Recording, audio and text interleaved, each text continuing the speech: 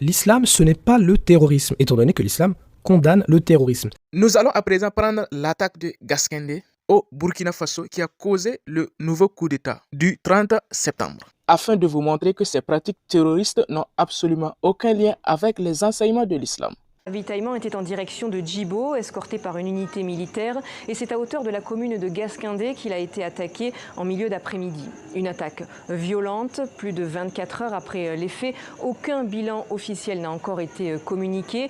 Des sources sécuritaires parlent d'au moins 80 personnes qui auraient été tuées, des civils et des militaires, un chiffre non officiel qui reste encore à confirmer.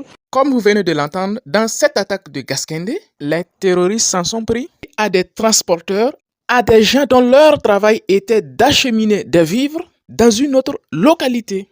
Et ils les ont massacrés, ils ont brûlé les camions et les vivres avant de partir. Et cette pratique est la preuve que nous avons en face de nous des anti-musulmans, des anti-islamistes et non des islamistes, des anti-guéadistes et non des guéadistes. Pourquoi? Regardez ce que le prophète alayhi salatu wassalam nous dit. Dans le hadith rapporté dans le Sunan Ibn Majah au numéro 2842, le prophète il dit La taqtulanna imra'atan wala asifan.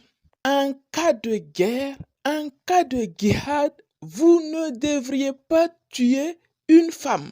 On avait déjà vu l'interdiction du prophète de s'en prendre à des femmes en cas de jihad. Ici, c'est la suite du hadith qui nous intéresse. Le prophète, il dit dans la suite de ce hadith, vous ne devriez pas non plus tuer quelqu'un qui fait son travail. Allahu Akbar. Donc, il est interdit, même en cas de jihad, aux musulmans de s'en prendre à des gens qui sont en train d'exercer leur travail. Alors que ces terroristes sont venus massacrer des travailleurs, des transporteurs, des commerçants qui transportaient leurs marchandises. Cela prouve clairement qu'ils n'ont absolument aucun lien avec l'islam. Ce sont des gens qui contredisent sans scrupule les enseignements de l'islam, qui rentrent dans des marchés, qui massacrent les travailleurs commerçants, comme ils l'ont fait dans le marché de Nagraogo au Burkina Faso et partout ailleurs. 32 civils qui évoluaient sur le marché de Nagraogo au Burkina Faso ont été abattus ce lundi par un groupe djihadiste. On retrouve sur place notre correspondant Khalid Boussi. Bonjour. Que sait-on exactement sur cette nouvelle attaque que vient de subir le pays ? Comme vous l'avez dit, cette attaque qui est survenue lundi 20 janvier lorsqu'un groupe de terroristes s'est introduit dans le marché de Nagraogo. Tuant 32 personnes et brûlant le marché.